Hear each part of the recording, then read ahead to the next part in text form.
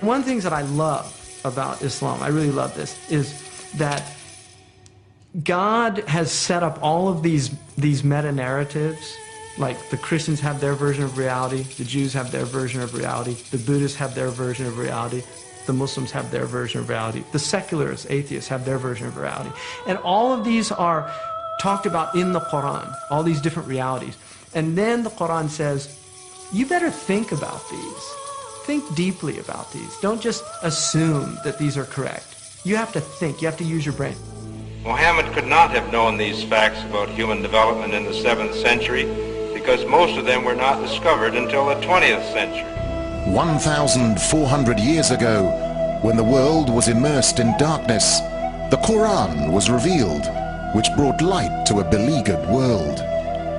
And whereas the earlier books came with many scientific mistakes due to the hand of man having delved into them, the Quran had none of these contradictions.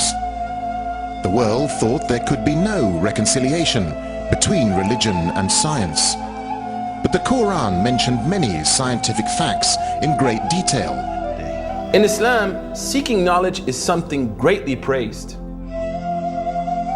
After examining the Holy Scriptures in the light of modern science, Dr. Maurice Bucaille, a famous French scientist, mentioned the following statement in his book, The Bible, the Quran, and Science.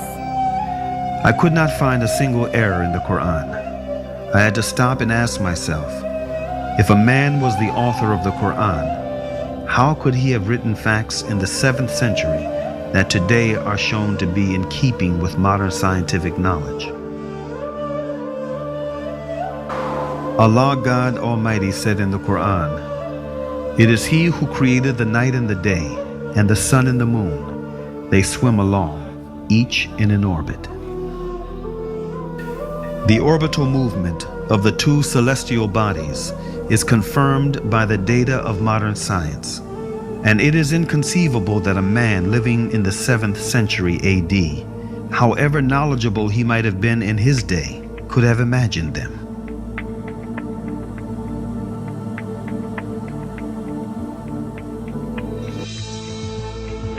So many signs, yet we still deny.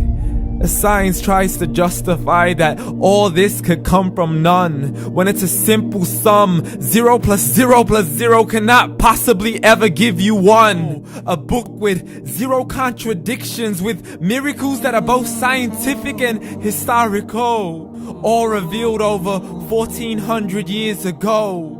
Like the detailed description of the human embryo. The descriptions of the human embryo in the Quran cannot be based on scientific knowledge in the 7th century. To the mountains as pegs holding firm the earth below, and the two seas that don't mix in a complete separate flow. To the planets in orbit, alternating night and day as they stay in flow. The expansion of the universe and the creation of everything from H2O.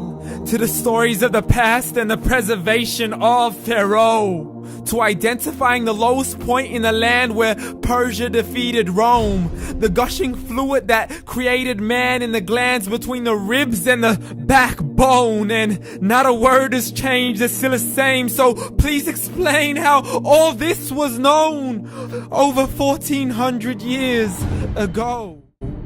To a man who couldn't read or write, as he would recite whatever the angels spoke.